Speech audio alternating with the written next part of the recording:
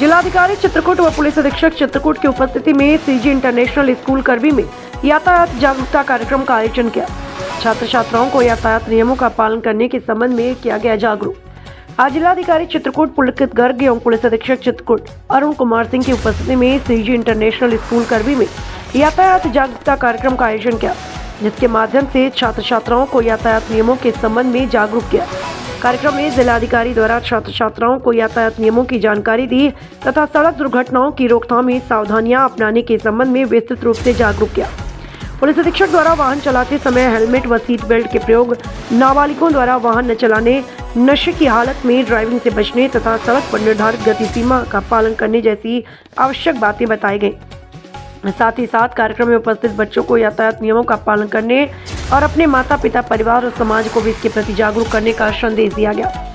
Helmet व seat belt जीवन रक्षा का सबसे सरल और प्रभावी माध्यम है। नाबालिगों द्वारा वाहन चलाना न केवल कानून अपराध है, बल्कि दुर्घटना की गंभीर संभावना भी बढ़ती है। नशे की हालत में वाहन चलाना सड़क पर स्वयं और दूसरों के लिए बड़ा खतरा है। इस तरीके से अन्य समझाइश दी गई। इस दौरान जिला कॉर्पोरेटिव बैंक बांदा चित्रकूट अध्यक्ष पंकज अग्रवाल, क्षेत्राधिकारी यातायात यामीन अहमद, अन्य पदाधिकारी और कर्मचारी गण उपस्थित रहे। विनोद कुमार उपाध्याय की रिपोर्ट। उससे कई अधिक संख्या हमारे ट्रैफिक एक्सीडेंट्स में डेथ्स हो रही है और ये बिल्कुल अवॉइडेबल डेथ्स।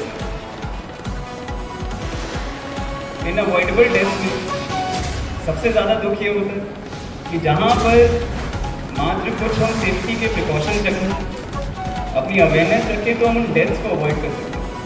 मतलब मैं बताना चाहूँगा, एक मेरे साथ ही एक पर्सनल एक्सीडेंट हुआ था। उसके बाद मैं क्योंकि मैं कर सकता था, मैं उसके बाद बसेस से ट्रैवल करने लगा। मैं पहले मेरे कज़न भी आते, मेरे मामा जी के लड़के थे, उनकी 2 व्हीलर से एक्सीडेंट हुआ।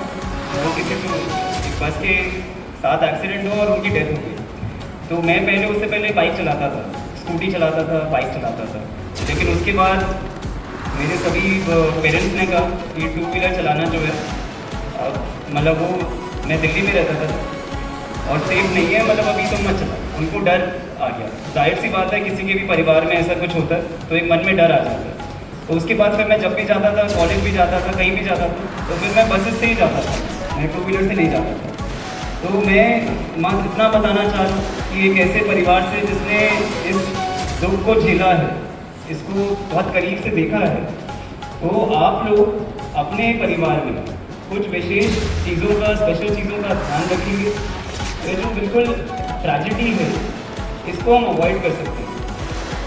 तो उसमें विशेषकर ये है कि जब भी सबसे पहले जब हम 2 व्हीलर की बात करते हैं, तो 2 व्हीलर में हेलमेट्स के बिना बिल्कुल गाड़ी नहीं चलाएंगे, बिल्कुल बाइक नहीं चलाएंगे 2 व्हीलर्स में। उसके साथ साथ अंडर एज मत करिए।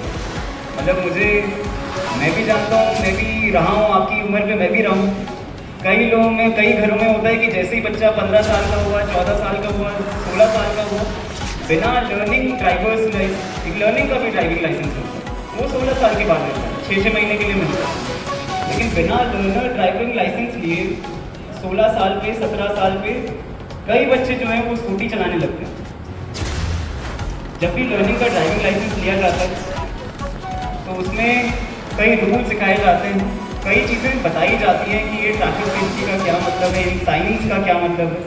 तो मैं ये अनुरोध भी करूँगा स्कूल से कि जो ट्रैफिक सेफ्टी से संबंधित साइनेजेस हैं, उनको भी आप कहीं ना कहीं बच्चों में एक बार सर्कुलेट भी करें।